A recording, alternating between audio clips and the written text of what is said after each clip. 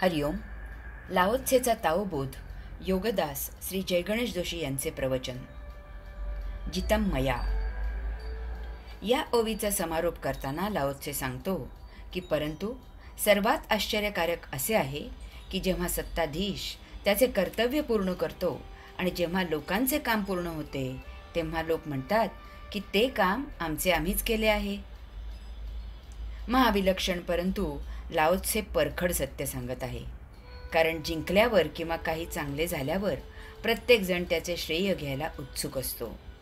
सत्ताधीश काम करतो आणि टाहो फोडून सर्वांना सांगत असतो, पत्रके वाटून सर्वांना कळवत असतो, फ्लेक्स लावतो, अमुक काम केवळ त्याच्यामुळे झाले आहे, तो नसता तर हे काम झाले नसते.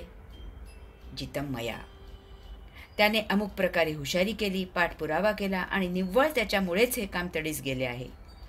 जनतेची सेवा करायला तो कटिबद्ध आहे, ही त्याने केलेली जाहिरात असते. या विरुद्ध त्या सत्ताधीशाचा विरोधी त्याची स्वतःची पाठ थोपटत असतो. तो उच्च रवाने सांगतो की सत्ताधीशावर त्याचा वचक आहे म्हणून हे काम झाले आहे. एक जबाबदार विरोधी म्हणून तो फार चांगली विधायक भूमिका बजावत आहे आणि म्हणूनच सत्ताधीश कामे करत आहेत. हे सर्व तुम्हाला एक उत्तम विरोधक मिळाला आहे म्हणून होत आहे, नाहीतर हा सत्ताधीश काहीही करणार नाही, पैसे स्वतःच्या खिशात घालायला कमी करणार नाही.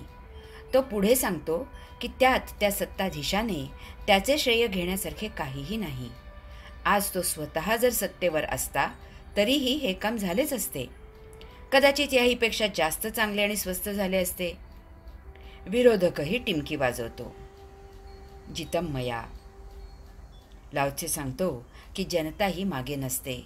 जनता म्हणते की हे काम सार्वजनिक आहे, सरकारी आहे, जनतेच्याच पैशातून झाले आहे, जनतेकडून करांच्या रूपाने जमा झालेल्या पैशांमधून ही कामे होत आहेत. यात सत्ताधीश किंवा विरोधक या दोघांनीही टिमकी वाजवायचे कारण नाही. सत्ताधीश किंवा विरोधक स्वतः काहीही करत नसतात. जनतेचा पैसा घेऊन ते कंत्राटदार सर्व काही करत असतात. प्रशासन कामे करवून घेत असते. यात सत्ताधीश किंवा विरोधक यांचा काहीही वाटा नसतो. या कामात सत्ताधीशाला किंवा विरोधकाला काहीही समजत नसते. जे होते ते प्रशासन करत असते. जनता म्हणते जितम मया. येथे अध्यात्माचा दृष्टिकोन निराळा आहे. अध्यात्म म्हणते की सा विरक्ता. सद्गुरू कधीही कसलेही श्रेय घेत नाही. तो म्हणतो की मी शिकवण्याचे काम केले नाही, मी काही सांगितले आणि ते समोरच्यांनी आत्मसात केले, आचरणात आणले. हा त्या आत्मसात करणाऱ्यांचा सद्गुण आहे. यात माझे काहीही नाही. हे त्या घेणाऱ्यांच्या घ्यायच्या क्षमतेचे सुफळ आहे. सद्गुरूला साधक सवाई झाला, स्वतंत्र झाला तर परम आनंद होतो की झाडापासून पक्व होऊन फळ स्वतंत्र झाले आणि पुढील यात्रेला मार्गस्थ झाले.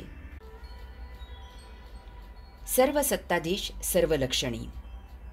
लाओत्सेने सांगितलेली सत्ताधीशांची ही सर्वच्या सर्व लक्षणे त्या परम सर्व सत्ताधीशाला, त्या योगेश्वराला, भगवंत श्रींना अगदी चपकल लागू होतात. यास्तव तो सर्वेश्वर योगेश्वर सर्व सत्ताधीश सर्व लक्षणी आहे. योगेश्वर सर्व सत्ताधीश आहेत, कारण हे विश्व त्यांच्यापासून निर्मित होते. ते त्यांच्या कृपेमुळे आणि त्यांनी दिलेल्या परमयोग ऊर्जेमुळे अस्तित्वात असते आणि ते त्यांच्यातच विलीन होत असते. त्यानंतर पुन्हा विश्वनिर्मिती योगेश्वरांमधूनच होत असते. अशा प्रकारे उत्पत्ती, स्थिती, लय असे अव्याहत होत राहते. लाओत्से म्हणतो की सत्ताधीशाची काही उत्तम लक्षणे अशी आहेत. या लक्षणामधील सर्वोत्तम ते योगेश्वरांमध्ये आहे. यातील न्यून ते योगेश्वरांमध्ये नाही. त्यामुळे योगेश्वर उत्तम लक्षणी आहेत, सर्वोत्तम लक्षणी आहेत. सर्वप्रथम म्हणजे लोकांना योगेश्वरांचे अस्तित्व जाणवत नाही. योगेश्वर परमसूक्ष्म, अरूप, निराकार, अदृश्य, अप्रगट आहेत. त्यांच्यामुळे त्यांच्यामध्येच सर्व काही घडत असते आणि तरीही ते सदा अप्रगट असतात. ते परम अस्तित्व सदा अस्तित्वात असूनही ते कधीही दृश्य होत नाहीत. त्यांच्या खालोखालचे लक्षण असे की लोक त्यांच्यावर प्रेम करतात आणि त्यांची स्तुती करतात.